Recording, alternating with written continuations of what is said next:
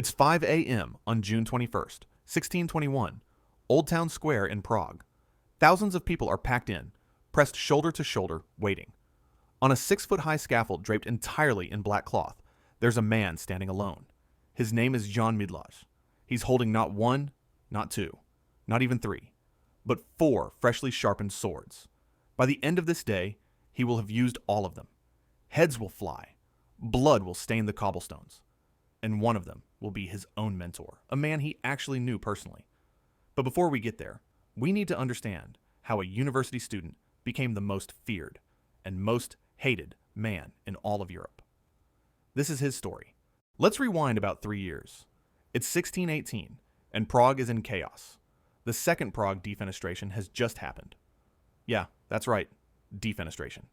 It's a real word, and it means throwing people out windows. In this case, the Protestants literally hurled Catholic governors out of Prague Castle, and they didn't die, which was kind of anticlimactic, but it did spark one of the bloodiest wars Europe would ever see, the 30 Years' War. For 2 years, Protestants fought against the Catholic Habsburg Emperor. They won some battles, lost some ground, and then everything changed at the Battle of White Mountain in November 1620. In literally 1 hour, 5,000 men died. The Bohemian army was obliterated.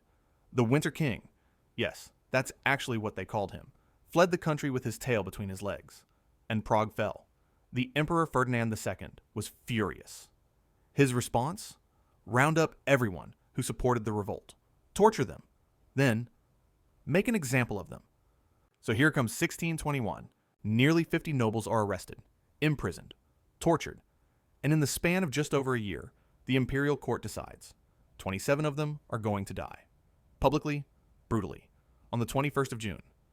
But there's a problem. Who's going to do it? You need an executioner, and not just any executioner. You need someone so skilled, so strong, so absolutely committed to this terrible task that he can handle 27 noble deaths without hesitation.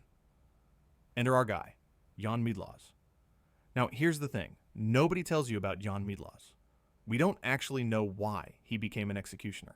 The official story? Fuzzy. The legendary story? Much more interesting. So, there's this tale, and I want to be clear. Historians aren't 100% sure it's true, but it's one of those stories that's lived in Prague folklore for literally centuries. And when you hear it, you understand why people remember it. According to legend, young Jan Mydlář was a medical student at the University of Prague. Smart kid, good prospects, probably figured he'd have a decent life ahead of him. Then, he fell in love with his first cousin named Dorota. And here's where it gets dramatic. Apparently, her family didn't approve. So, what does lovesick John do? He makes a plan to rescue her. And his plan is to pretend to be an executioner so he can get close enough to break her out. I know, it sounds insane, but bear with me. He infiltrates the execution profession. He's about to pull off this daring escape. And then it all goes wrong. They get caught. She gets walled up alive in a dungeon. And he, this would-be hero medical student, gets forced into indentured servitude as an actual executioner. No trial, no appeal. Just, this is your life now. Forever. And the catch? Once you're an executioner, you can never stop. You can never climb out. Your kids are executioners. Your grandkids are executioners. That's just what you are. That's your bloodline now. So whether that story is true or not, whether he really tried to rescue Dorota, or whether that's just romantic legend making a brutal profession seem somehow more human, the point is this. By 1621, Jan Mydlář is trapped in the only job he's ever been allowed to have. He's gotten good at it. He's got money, sure, but nobody respects him. People won't sit next to him in taverns. He has his own special gate to enter the city, his own church. He's wealthy and isolated all at once. And now, oh now, he's about to get really busy. June 21st, 1621. Dawn breaks over Prague. Thousands of people are already gathering. This isn't going to be some quiet execution. This is going to be a spectacle, a warning. The emperor wants everyone, and I mean everyone, to see what happens when you defy him. On the scaffold, Mydlář stands with his 4 swords, each one freshly sharpened to a razor's edge. He's prepared for this. He's always prepared. The first prisoner is called Theodore VI, a burgher, an educated man. He walks to the scaffold and, wait, 2 men run up with a pardon from the emperor. It's a trick, a psychological one. Let the first guy get pardoned. Give the rest hope. Keep them compliant. Don't let them panic. Mydlář watches this play out. Then he prepares for what comes next. The second name is called Count Joachim André Schlick. This guy led the cannon battery that literally bombarded the imperial palace in Vienna. He tried to kill the emperor. So the emperor has ordered, it's not quick. First, Mydlář beheads him, then cuts off his right arm. Second sword, down. Third name, Václav Budovec, a politician, a diplomat. The right hand gets severed, then the head. Fourth name, Christoph Harant. And here's where it gets interesting. This man is a writer, a warrior, a musician, a really accomplished guy. And sitting at the scaffold watching him die is his former best friend, Hermann Cernan, who traveled with him to Palestine and Egypt, who Harant even saved once at a royal feast by hitting him really hard in the back when the emperor choked on something.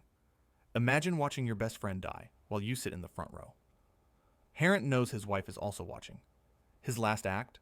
He whispers to the priest that his wife should keep their kids Protestant and treat their subjects well. And then, it's over. But Mydlář doesn't stop. He can't stop. 5, 6, 7 beheadings. The swords get dull. He switches to a fresh one. Then another. Then another. By the time he's done, he's used all 4 swords. Some of these men aren't even beheaded. 2 men are hanged on makeshift wooden beams, stuck out of the town hall windows. They end up hanging so close together, they're almost nose to nose. The judges laugh and joke that even in death, they're conspiring together. Another man is hanged on the regular gallows in the middle of the square. As he's being led there, he sees the 2 beams and says, and I quote, "Oh, my dear friends, how sad I am that I have to be separated from you and dragged to even more disgraceful place to be hanged." Then there's John Gesenius. This is the one that gets to Mydlář, because Gesenius was his friend, more than a friend, a mentor. When Mydlář was struggling as a young man, Gesenius bought cadavers from him for the university. They worked together. They had history, and the emperor wants Gesenius to suffer. So Mydlář has to cut out his tongue first, make him unable to speak, then behead him, then quarter his body, cut him into pieces, and scatter them around the city, one of Mydlář's best friends, and he has to do that to him. The priest who's documenting all this, a guy named Rosatius, he writes about how these men support each other as their names are called, how they smile, how they have faith that they'll see each other again soon. But when Gesenius walks forward, the mood changes. Everyone knows what's about to happen. By 9 a.m., it's over. 27 men executed, 15 beheaded, multiple men hanged, some tortured before death. Some had body parts removed. Mydlář's swords are dark with blood. Now here's what really gets you about this story. Mydlář did exactly what the emperor wanted. He was skilled. The crowd said he was so strong, so precise, that when he swung his sword with both hands, the heads would literally fly several feet into the crowd. There was minimal pain. He cared enough about these men, even though he was required to kill them, to make sure they didn't suffer more than necessary. That matters. That's actually a terrible detail, but it matters. But the emperor's victory came with a cost. Because in Prague, everyone had someone they cared about on that scaffold. A brother, a friend, a neighbor. The city turned against Mydlář with absolute fury. He became the physical embodiment of the emperor's cruelty. The heads stayed on display for a decade or two. On Charles Bridge, people would walk past them every day, skulls bleached white by the sun, a constant reminder of what the government did to its own nobles. And Mydlář? He couldn't walk down the street without people looking at him with absolute hatred. His wife couldn't take it. The ostracism, the social death that came with his occupational life. She was already struggling with being married to an executioner in a world that despised executioners. But this was too much. She committed suicide. Let that sit for a moment. Mydlář did his job, brutally, perfectly, according to every order given to him, and his wife died for it. He had money from the execution payment, over 600 kopas of silver, enough to buy a really nice house in the center of town, but nobody would take it from him. He couldn't spend it. He couldn't go anywhere. He was wealthy and absolutely alone.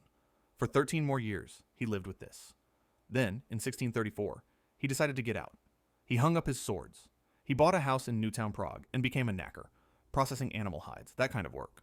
Less brutal, at least. But the damage was done. Here's where it gets even darker. His son, Jan Václav, became an executioner, too. Became an executioner. Like that was his career path. He held the position until 1672. His other son, Gigi, also an executioner. His grandsons, two of them were executioners. Execution was literally the family business for 3 generations. And there's one more detail that's almost too perfect, too tragic, to be real, but it is. His grandson, also named Jan, was charged with arson after most of Prague burned. He was sentenced to death, on the same scaffold that his grandfather used in 1621, and he was beheaded by someone else, but still. The executioner's family got executed on the executioner's platform. Jan Mydlář lived to be at least 90 years old. He died on March 14th, 1664. He lived longer than most people from his era, but he spent most of his life isolated, hated, and traumatized by the one thing he was forced to be good at. He was a medical student who fell in love with the wrong person. He became a tool of imperial violence. He was skilled enough at killing that he became famous for it. And then he spent the rest of his life trying to escape from that identity and failing. When you walk around Prague today, people still know his name. Kids learn about him in school. He's in the history books. The red hood he wore is remembered, not because he was evil, but because he was caught in a system that required him to be monstrous, and then blamed him for being monstrous. That's the story of Jan Mydlář, the executioner who cut off the heads of nobility, the man who was hated for doing what he was ordered to do, and the symbol of everything that was wrong with his time. Thanks for watching.